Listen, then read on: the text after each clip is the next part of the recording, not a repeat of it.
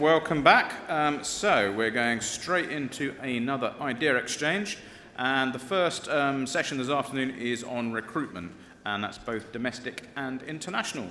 So we're going to be exploring the intricacies, it's a hard word, isn't it? Intricacies of recruitment, and discovering successful methods to attract and retain top nursing talent. So, same as before lunch, basically I'll get my panel behind me to introduce themselves and tell us what they want to talk about. They will tell you also, or I will, what colour table they're on. You go and sit on that table, have a chat, and then they'll come back and feedback about what you were talking about. Right, so I'll go and join the panel. All right, okay. And starting off with you, sir. My name is Srikantan Gopalakrishna. I'm chairman of EBEC Language Laboratories India. So we are the largest test delivery partner for OET in South Asia, where we cater to around 2,500 to 3,000 candidates every month. So as we cater to a lot of candidates, we face them on every test, and it has given us a lot of experience on kind of difficulties what they face and their aspirations to go abroad. And we started an initiative where we want to support them in a sustainable, transparent, immigration process. So that's what we are here to talk about a long term. As we saw, as we were working with a few NHS trusts and also with the candidates, we found that the present strategy is people are trying to source the talent from a common pool, which is on a short-term goal. But what we want to discuss is how to create something aligning with today's morning discussion, what NHS England had, aligning with the long-term plans, your long-term plans, how we can create a sustainable international recruitment, how we can create something and dedicated talent pool, every trust, how you can create your dedicated talent pool instead of everyone coming on to a same source and talent. So might be I would like to request you to join us in the pink table, kind of pinkish. Yeah, that's pink down there. Yeah, that's orange. That's for later. So it's kind of pink. Okay, that's kind subtle, of a pink. Subtle. So please join us. White. And I would request you to join us and let us discuss on strategies on sustainable recruitment, which also involves retention plans. So we'll be happy to discuss this with you. Thank you. Fantastic. Thank you very much. And moving on. Hello, I'm Carolyn Pitt. I'm the Deputy Director of Nursing Workforce at University Hospitals in Birmingham. Last year, we were fortunate that we were awarded the Nursing Times Workforce Award for Best International Recruitment Experience. And since that, we've gone on to lead a system-wide approach to international recruitment that involves both all of our fields of nursing and AHPs. So I'm going to be with the yellow tables with my colleague, and we really want to talk about the ethical considerations around international recruitment and how we consider fairness in our recruitment practice and respect of individuals' skills, knowledge and experience, and what our social responsibility is as employers to international recruitment, because obviously the affordability comes into it, but actually when it comes down to it, we need to make sure that actually we're underpinned by the ethical approaches that we take, and they're aligned to all the government policies, but also the World Health Organization standards. Fantastic, thank you, and congratulations once again on the award win. Thank you. Right, and Marie. Good afternoon, everybody. My name is Marie Corbett, and I'm an Assistant Director of Nursing for the Sailtree University Healthcare Group in Southern Ireland. So our group covers 6 university hospitals on the west and northwest coast of Ireland. So I suppose I'm delighted to be here today at such a fantastic event and to talk to you about our international recruitment in Ireland and the success of it. Not without its challenges as well, and how we've overcome some of those challenges. At our table, we're going to be talking about how, as a hospital group, we have successfully recruited over 750 nurses and midwives in the last 20 months, and that came with a 97% success rate. We'll be discussing the challenges we faced during this time and how we overcame them. And we've a lot of experience, and we also have done a lot of research along the way to help us to evolve the programme. It was crucial to us that the programme was successful, not just, I suppose, for the nurses and midwives, but also for the preceptors and for the mentors, but above all for the patients that we cared for. So we're really, really proud of what we have achieved. And I suppose we're proud of our workforce as well and how they've embraced and thrived on this new model of care over the last number of years. In Ireland, our recruitment and adaptation model has been recognised nationally. And in March this year, we also won a National Workforce Excellence Award for recruitment, retention and recognition of our nursing and midwifery workforce. So today, there's 3 key areas that myself and my colleague, Carly Smith, who oversees the adaptation programme, would like to look at with you at our table. The 3 areas are how having a robust recruitment process plants the seed for success from the beginning. Second, that we would like to look at is exploring the adaptation and assessment programme, which all nursing and midwifery candidates have to undertake to gain professional registration.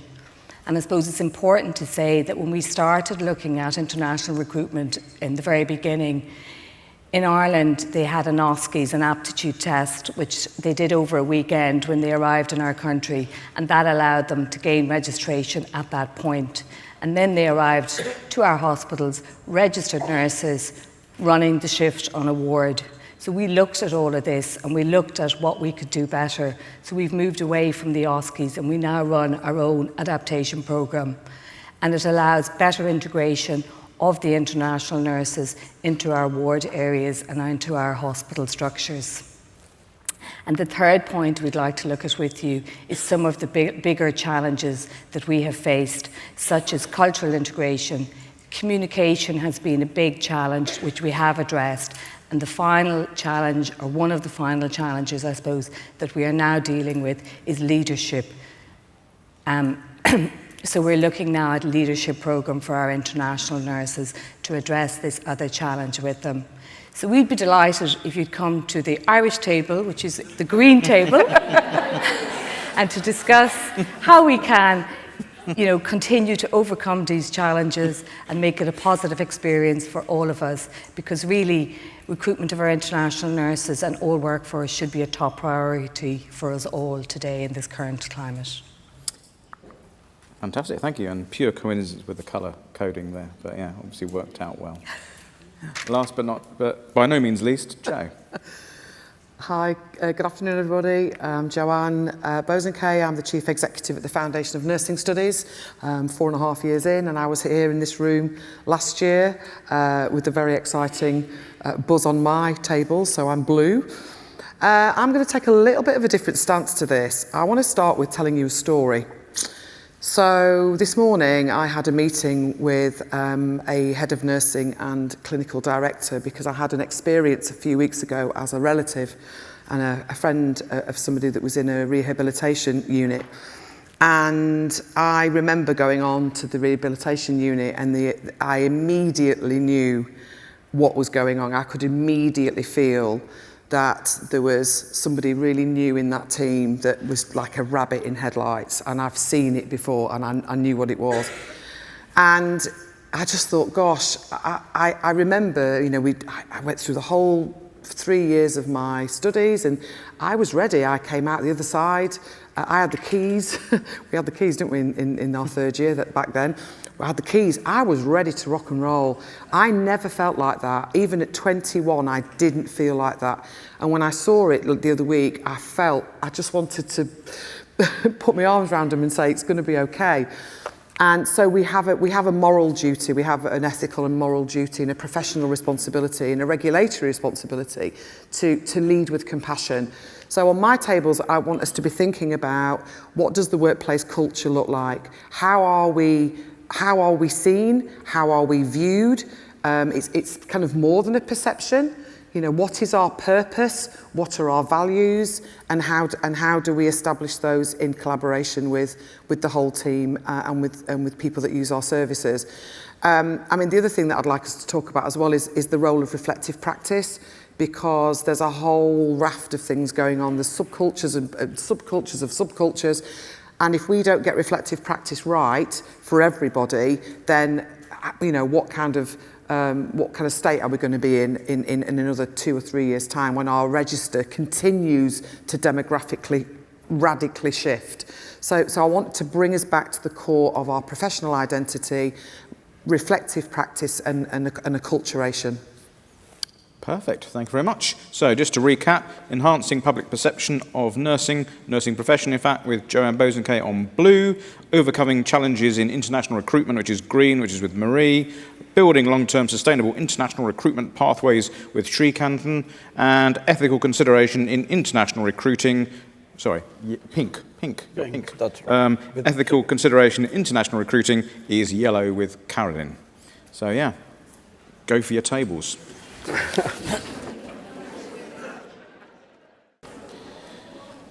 Right. Lovely. Yeah, great everyone. So first of all, we're going to hear from Shrikanthan, and you're on building long-term sustainable international recruitment pathways, and that was the pink tables. So you've got lots of paper. Yeah, lots of paper. Okay. So it was quite a good discussion what we had, and the points on sustainability when we discussed like what is sustainability, and we also discussed how we can create a sustainable solution. And there were a lot of points where we discussed. One is on the government policies, which has to be like whether the governments they change, whatever government change, the policies have to be neutral on a long term. When you plan anything it has to, if it has to be sustainable, they felt it has to be on a long term. So that can't be any sustainable on a short-term goals. So that is something, and they want to balance this by something aligning to today's morning's discussion by planning more domestic sourcing, and also the kind of referrals of the existing international employers they are getting through referrals also is they felt that this is a kind of reduces their attrition level, because people they know where they come, there is a family for them. And there are other main aspects what it was discussed is spread away from the core source regions. Like they were telling, like it's always riskier to focus on few countries for sourcing, and that puts a lot of pressure, for example, focusing only on India or Philippines or some other countries across. So they say like you need to spread your wings and create more talent pool. So that is a way of sustainability.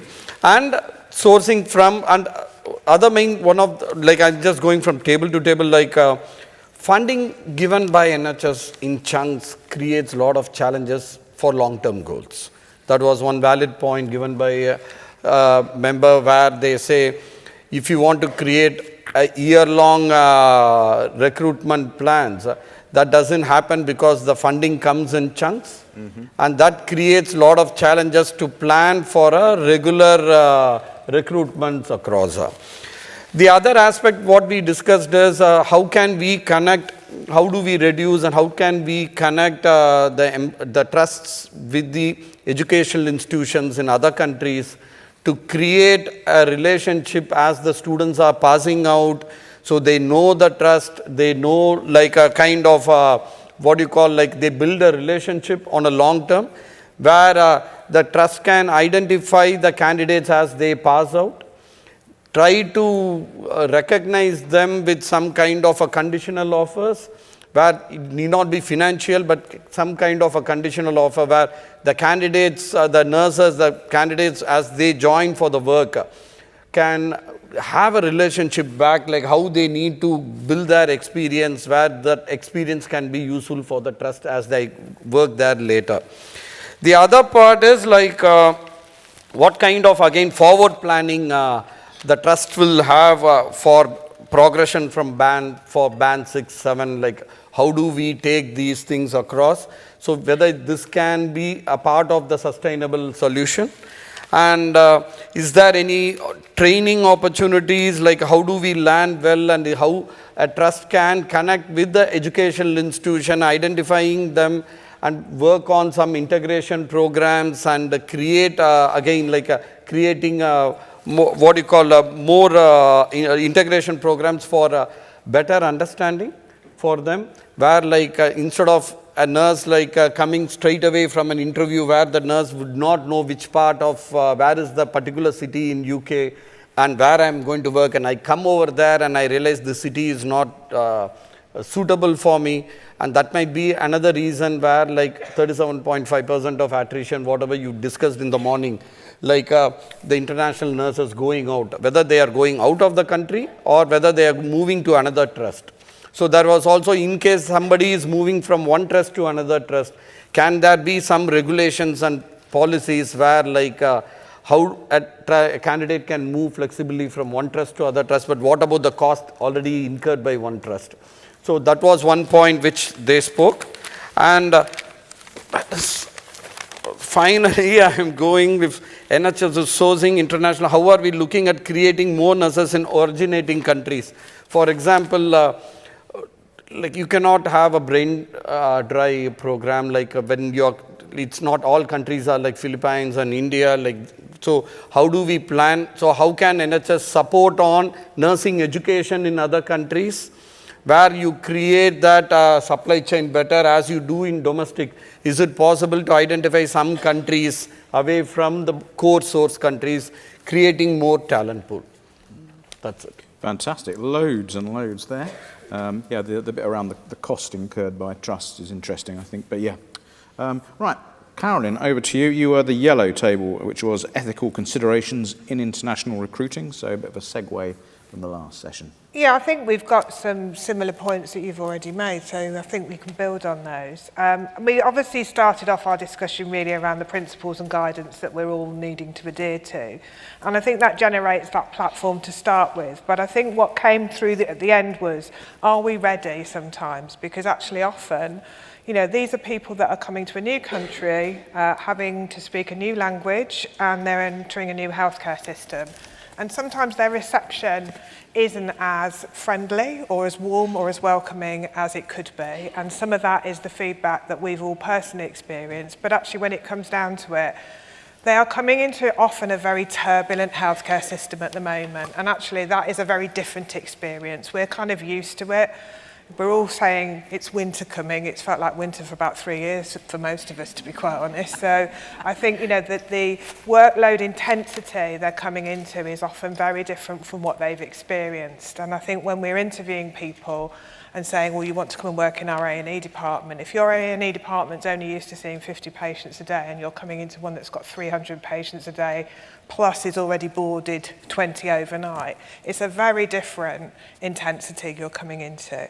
However, one of the things that we really talked about is that transparency. So from that offer, how transparent are we all in what that offer includes, what we are going to provide, and how we're going to support candidates. We talked about some good practice, which was that post conditional offer sort of pre-meet. And a lot of us now are undertaking sort of video conferencing calls pre-arrival to really home into the candidates what it's like to live in our part of the country, because they're all quite different. We've talked about the difference between city life and rural life and being really transparent about accessibility, what it's like, what the cultural makeup of your where you're recruiting to is like, because actually it's very different recruiting into a city than it is into a small hospital in a more rural community. The main bit around contracts really is that payback clause, because we know that some people actually might come and it's not the right place for them and they want to move and they want to leave. And we know there's some really poor practice around how that candidate might be tied into a contract and what they have to pay back. We're really fortunate we've now got this national advice, but it was quite late in coming, and I think a lot of people had bits of variation. We talked about the support that we would give to a family unit, because actually that's quite difficult. We recruit an individual, but actually they come often as part of a family, many with husbands, wives and families, and sometimes that now is becoming quite a challenge around bringing your family in later. And we've heard some difficult stories about people that have had struggles trying to get their families in. And actually when it comes down to it, it's not always clear to us if that's going to be challenging. One of the things we talked about a lot was terms and conditions and valuing skills, knowledge and experience. I'm in an organisation that values it, and I'm now in a system that values it. So it means that actually people don't come in on the bottom of a Band 5 salary.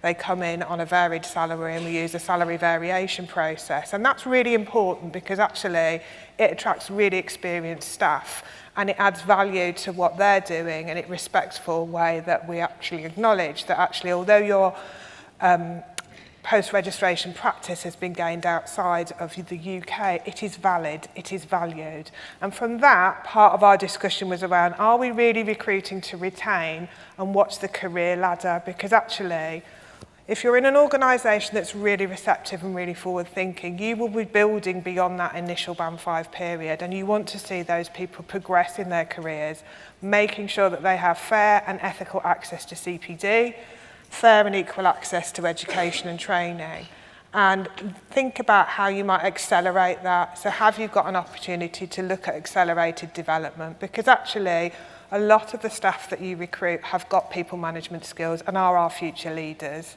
however may actually need support in presenting themselves for a more senior post, and that includes how they present their supporting information on a CV.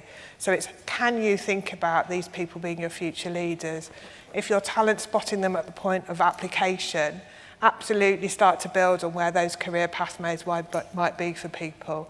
And actually it's quite challenging when you've got lots of people coming in to actually map that out for them, but actually think about how you might bring them back after they've settled into their role and think about their career aspirations. We talked about role modelling. So most of us now are in organisations that have either got international staff as part of our workforce, many of whom have been there a long time, so actually are the role models and are the career ladder supporters and are the mentors that can really support those staff.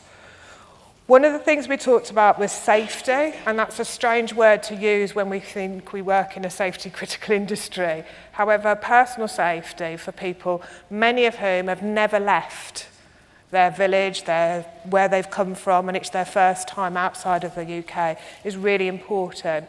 And actually sometimes a big group isn't always feels safe to people. So actually that's not just physical safety, it's that psychological safety. So how do we make sure staff are supported and ethically approached in relation to how they might access support, and also connect with communities? I'm fortunate, I live in a city, we're very ethnically diverse, we've got access to lots of community support groups that absolutely align to people's either religious or faith beliefs, but also from their ethnic minority countries and BAME support networks. But actually that isn't the same for everybody. So if you are the only Tibetan nurse in your hospital, it can feel a bit isolating. So it's how you connect people from that perspective. So I think underpinning it all was really to make sure that actually we consider ethical approaches from every contact, the first contact to the last contact with that person, and actually make sure that we're recruiting to retain our staff. Perfect. Very, very rich information there again. Thank you, Carolyn. Interesting, interesting, but a bit scary what you were saying around the fact that you desperately need staff for very busy environments, but you almost need people to hit the ground sprinting, essentially. So it's a bit of a conundrum, and the role modelling, very interesting, yeah. Great, thank you. And you will have noticed that Marie has turned into Carly. They've done a slick tag team there, so welcome, Carly. Hi, how are you? So we were looking at the overcoming challenges of international recruitment, and I suppose a lot of what we were talked about actually has already been covered here on the panel. The first theme that we wanted to look at was how do we set the seed for success and start that process, so very linked into what Carolyn said there about the actual recruitment process of bringing people to Ireland or England or wherever you're working. And I suppose somebody said on the table, it's not turning on and off a tap, turn on the tap, we want some international nurses, turn it off. And it's about putting those processes in place, those robust, standardized processes.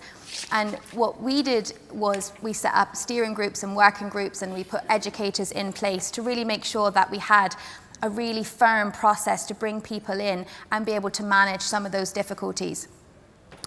A big thing that we spoke about was the accommodation issues. I suppose it's an issue for people that have always lived in the UK and Ireland. So when you're new to a country and you don't know anything about the country, it's very hard to find accommodation. I suppose that would link in probably quite tightly there with Carolyn's ethical considerations.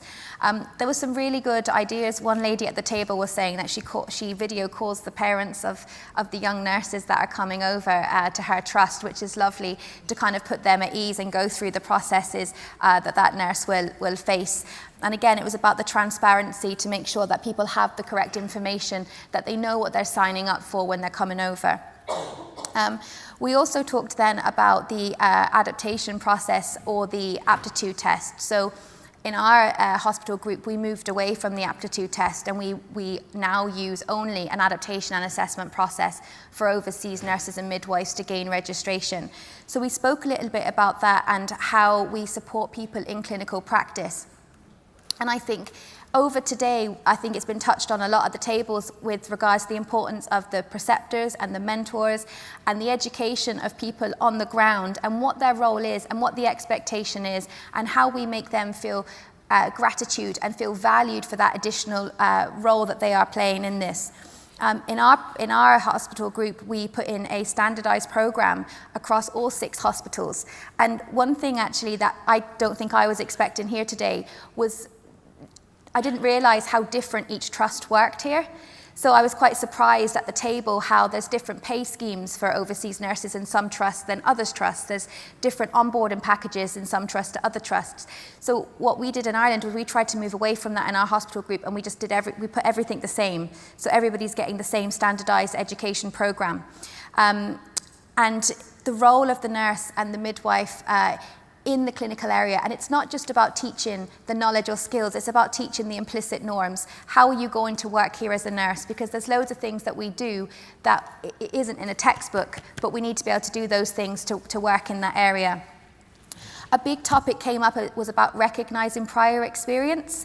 So personally, in my experience, the nurses and midwives that come from overseas, the knowledge and skills is the same. There might be new equipment, there might be new processes, but it's really important to recognize that knowledge and skill and experience, and that the nurses and midwives feel that that's recognized. If you've been working as a clinical manager for 20 years, like what you just said, you shouldn't be coming in at the bottom of a band 5 into your new workplace.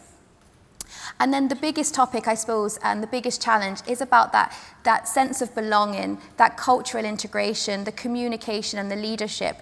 And this is probably one of the biggest challenges that we faced in our organisation. So with cultural integration, we don't want everybody to be the same, and that's the point of having a diverse workforce, but it's about having that respect and understanding for the different cultures that we have and providing that education for the staff that are already working in the hospital and then the new staff coming. Assertiveness, clinical decision-making, leadership have been areas that we really wanted to grow. So we've been working with the Leadership Academy to develop a leadership program, and a lady at the table was also talking about a program that they had developed, again, looking at leadership and development. And I really liked what she had developed. You can be what you see. And they had developed a whole leadership project around bringing in new international nurses to meet other international nurses who had moved up the ranks and gone into more senior and leadership roles. So there's loads more, and I can't wait to read what everything else that's written on the sheets. Thank you. Fantastic, thank you. Yeah, the video calls are a nice idea. Must be. I thought that was nice. And we've had 750, so I'd be really busy if I was bringing gonna 750 mums. But it is a really nice idea. I think it's lovely, yeah. An interesting observation on the NHS, how it does lots of things differently. Yeah. One system full of lots of little systems. Anyway, right, and of course that was Carly, who was talking about overcoming challenges in international recruitment and was on the green tables. So that means we've got Joanne with the blue tables, which was on enhancing public perception and much more, as described earlier. More. My goodness me. So in the spirit of compassionate leadership, I'd like to thank my co-facilitators who sprung up into action because there's no way I could have facilitated 4 bursting tables. So thank you very much to our co-facilitators for doing that. So we focused mostly on our identity as a profession, which was, I'll go into that in a minute, and then workplace culture and kind of compassionate leadership really, so variations of that. And just thinking about that career conversation, in England at least, you know, by 2025 we are hoping to have 1 in 20 nurses and midwives as professional nurse advocates and professional midwifery advocates. And if that's, well, nursing, definitely, there may well already be in midwifery, forgive me if I didn't get that right. But that's going to be 1 in 20 registered nurses on the register in England being able to have a career conversation with anybody at all and skilled in facilitation and facilitating reflective practice and quality improvement. So actually, that's now in policy, that's now been in the NHS contract for over 2 years. And we were talking on one of the tables about, you know, these things tend to, when things get tight, the worry is that these roles may well not be prioritised, but it's in policy and it's in the NHS contract, so don't let anybody tell you otherwise. We had really interesting conversations about advanced clinical practice versus advanced nursing practice. And I mean, that's confusing to me, never mind anybody else that might come into the workforce. We talked about uniforms, we talked about this assumption that all Navy is sister or matron. And in some trusts that there are way more variations in that piping, and I mean, I can't keep up. We talked about our students, so we talked about our domestic workforce as well. Are we protecting them too much? Are we overprotective of our student nurses? You know, I can't help it. We went back in the day. You know, there is very important lessons to be learned from back in the day, because back in the day we had 3 intakes a year and we had about 25 students on each cohort. Therefore, it was an apprenticeship. That is what we did. And I don't even know how we know all 200-300 student nurses in a university out and about. So there is something really important about us looking at that. We talked about our lost identity and reconnecting with our mojo. I mean, it's not a competition, but those 4 blue tables were bursting with people. So what does that tell us about the state of us at the moment as a profession? That, you know, nobody stopped talking. They could have gone on for 3 more hours, I'm absolutely sure. But we talked about how we could reconnect with our mojo. Because if we're not reconnecting with our own professional identity, how on earth are we going to be able to compassionately lead our new nurses, midwives, AHPs from within the UK or beyond? We talked about what is nursing now. How can we articulate that these days? We've got so many different layers of healthcare professions now, associate practitioners, physicians associates, you name it. They are being introduced into this smorgasbord of health and care. So where are we in this? We talked about intersectionality quite a lot, actually, in a way that, in really professional intersectionality. We're not on our own. We do work, of course, with a full array of colleagues, but this is nursing, this is midwifery. What are we doing in this space to kind of claim it back? So just one example. So sorry I didn't get your name, but a nurse from Ardash, from Rotherham Doncaster, South Yorkshire. One of the big initiatives that they've embedded is what's called Stop for Safety. So this is about establishing a culture within a team or an organisation where it is expected that we stop and think about anything that could impact on patient safety. And that's easy. We all know what patient safety is. We can track it back. What have you been measured on every month? And then we talked finally around about our first 100 days. So your first 100 days in any job, in any country, in any relationship, you stop seeing after a while, don't you? So how can we maintain that curiosity and the querying, but without being seen as somebody speaking up, therefore you're a troublemaker. I mean, honestly. So that was ours. I hope I've done it justice. There was 4 very, very, very busy tables, but we've got it down on the flip chart as well, Steve. So work to do. Amazing. But we're on track. Great, thank you very much. So brilliant stuff there. Incredible amount of useful, rich discussion that was obviously had just from that small amount of feedback based on half an hour's discussion. Really, really good. And I'm basically going to annoy the panel and ask them to do what I did with the original panel, the first one, which was just to basically boil down all of that just into one take-home message before we go for the afternoon break. So if I can start off with you, Shrikana.